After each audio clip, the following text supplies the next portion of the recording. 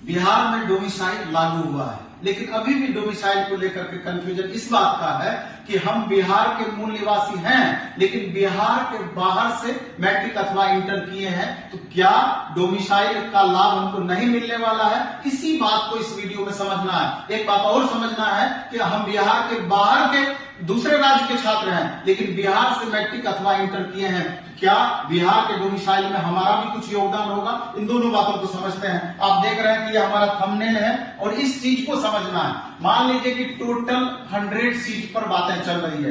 पहले से भी ये था कि 50% रिजर्वेशन पहले से ये लागू था और 10% ईडब्ल्यूएस का, यानी कि टोटल सीट में 60% बिहार में पहले से डोमिसाइल यहां पर था और 40% यूआर कैटेगरी बिहार के मेल फीमेल और अदर स्टेट के भी जो मेल फीमेल थे इसी पर फाइट करते थे। अब सारा बदलाव यहीं पर हुआ है डोमिसाइल लागू होने के बाद। इस 40% को दो भागों में पहले आप देख लीजिए, 35% स्पेशल महिलाओं को रिजर्वेशन का लाभ दिया गया, यानी 40 का 35% 14 हो गया, बचा इधर 26 यानी 65%। अब सारा खेला यहीं पर है। इस 26 को दो भागों में बांटा गया, एक 40%, दूसरा 60%। तो 26 का 40% लगभग 10.5 होता है और बाकी इधर 60% का मतलब लगभग 15 के करीब आपका होता है।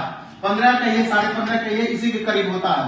तो सरकार ये क्या की कि इस 40% यानी 10.5 100 में 10.5 सीट को ऐसा बना दी कि अगर बिहार के निवासी हैं, बिहार के बाहर से मैट्रिक अथवा इंटर किए हैं, तो ये 10.5 सीट जो होता है 40%, इस पर आपका अधिकार नहीं बनता है। बाकी सारे सीट जितने बच रहे हैं टोटल पे आपका राइट बना हुआ रहेगा। और बिहार के अगर बाहर के निवासी हैं लेकिन बिहार से मैट्रिक अथवा इंटर किए हैं, तो ये 10.5 सीट ऐड हो जाएगा और ये 15 सीट तो पहले से आपका ऐड है, यानी 25% सीट पर लगभग आप दावेदारी अपना कर सकते हैं। यानी इसको अगर शॉर्ट में कहा जाए तो बिहार के मूल निवासी हैं, बिहार के बाहर से मैट्रिक अथवा इंटर किए हैं, तो लगभग 90% सीट पर आप फाइट कर रहे हैं, लगभग 90% यानी 89.5% के लगभग, और सिर्फ 10% सीट या 10.5% सीट पर आप फाइट नहीं कर रहे हैं। तो मेरे ख्याल से ये बात आपको समझ में आ गई होगी।